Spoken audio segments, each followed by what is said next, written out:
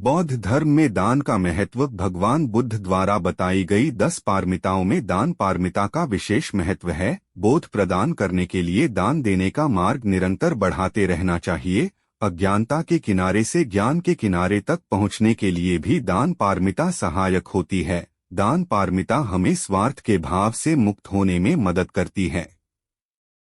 शील का पालन करने से हम दूसरों के सुख तथा उनके अधिकारों के प्रति सचेत रहते हैं। इसका निरंतर अभ्यास करने से हमारा मन भय और क्रूरता से मुक्त होता है, चित्त की प्रसन्नता बनी रहती है तथा वफादारी में बढ़ोतरी होती है। ध्यान लगाने में सहायता मिलती है, जिसकी वजह से हम अपने बंदर स्वभाव पर नियंत्रण पा सकते हैं। दान पारमिता के बढ़ने से हमारी विद्वता बढ़ती है, जो कि हमारी दृष्टि को गहरा और तीक्ष्ण करती है। दान और शील के पालन से हमारे मंगल भवन की नींव मजबूत होती है। ध्यान इस मंगल भवन में दीवारों का काम करता है, जो कि हमें बाहरी दुश्मनों से बचाता है। इसके विकसित विद्वता हमें जीवन और मृत्यु के थपेड़ों से बचाती है। दान देते समय दानदाता के चित्त की अवस्था का बड़ा महत्व होता है। दान देना किसी पर एहसान करना नहीं होता है, बल्कि जिसे दान दिया जाए उसके प्रति मन में कृतज्ञता का भाव होना चाहिए कि वह आपको दान देने का मौका दे रहा है। मन में प्रसन्नता जागनी चाहिए। दान यदि अपनी सुविधा अनुसार दिया जाए तो भगवान कहते हैं कि इससे अच्छा तो दान न दें। अपनी सुविधा से दिया दान दान तो होता है, किंतु इसे शुद्ध दान नहीं कहा जा सकता है। शुद्ध दान किसी के मांगने से पहले अपने मन की गहराई से आरंभ होना चाहिए। शुद्ध दान केवल विशेष अवसर पर ही नहीं होना चाहिए, अपितु यह निरंतर देने रहना चाहिए। दान के बारे में भगवान इस बात के लिए भी सचेत करते हैं कि दान देने के बाद प्रशंसा की इच्छा न हो और न ही किसी तरह की मन में पछतावा हो, अन्यथा यह दान भी शुद्ध दान नहीं कहा जा सकता। धर्म के दान को भगवान ने सभी तरह के दानों में सबसे उत्तम दान बताया है।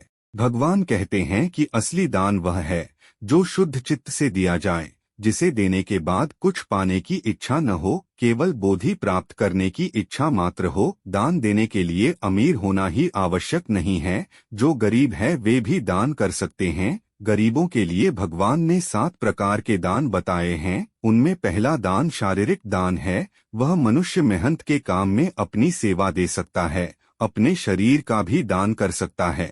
भगवान ने अपने पूर्व जन्म में अपनी आंख दान की थी। एक बोधिसत्व के शरीर दान की कथा इस प्रकार है। एक समय सत्व नाम के राजकुमार थे। वे अपने 2 भाइयों के साथ जंगल में खेलने गए। जंगल में उसने एक शेरनी देखी। शेरनी भूख से व्याकुल थी। वह अपने 7 बच्चों को खाकर भूख मिटाने को आतुर थी। सत्व के दोनों बड़े भाई शेरनी को इस हाल में देख घबराकर भाग गए। सत्व सोच रहा था कि कैसे शेरनी से उसके 7 बच्चों को बचाया जाए। उसने आगे बढ़कर अपने को शेरनी के सामने भेंट कर दिया। इस तरह का दान सत्व राजकुमार के मन में स्वतः ही प्रकट हुआ। उसके मन में यह विचार उठे, यह शरीर परिवर्तनशील है, अनित्य है। इस शरीर को मैंने इस तरह भेंट करने के लिए तो नहीं पाला था, किंतु अब भी इस शरीर की भेंट इस शेरनी को बोधि प्राप्त करने के लिए कह रहा हूँ। सत्व राजकुमार ने बोधि प्राप्त करने के लिए शरीर का दान देकर दृढ़ संकल्प का परिचय दिया। यह उच्च कोटि का दान माना जाता है। दूसरी तरह का दान आध्यात्मिक दान है। इसमें हमें दूसरों के दुखों को बांटना चाहिए।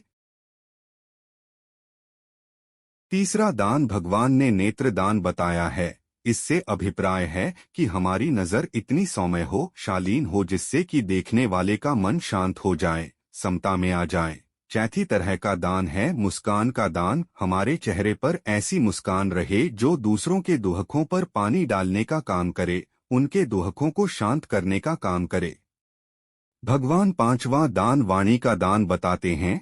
हमारी वाणी मधुर हो, हम वे ही शब्द बोलें जिससे किसी का भला हो, कटुता न बढ़े, चुगली न करें, केवल वे ही बातें करें जो तथ्यों पर आधारित हों। छठा दान भगवान ने अपना आसन देना बताया है। हम जहाँ बैठे हों वहाँ कोई भी योग्य व्यक्ति आए तो हम उठकर उसका सम्मान करें तथा अपने आसन पर बैठने का। 7वां दान भगवान ने स्थान का दान बताया है। आपके पास जो भी स्थान है से आप दूसरों को इस्तेमाल करने के लिए दें। अतिथि को रात्रि के लिए ठहरने की व्यवस्था करें। अपने स्थान को धर्म के कार्यों के लिए दें।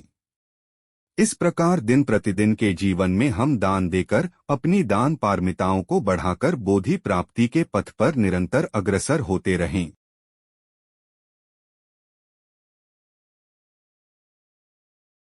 विचार अच्छे लगे हों तो चैनल को सब्सक्राइब करना न भूलें। धन्यवाद।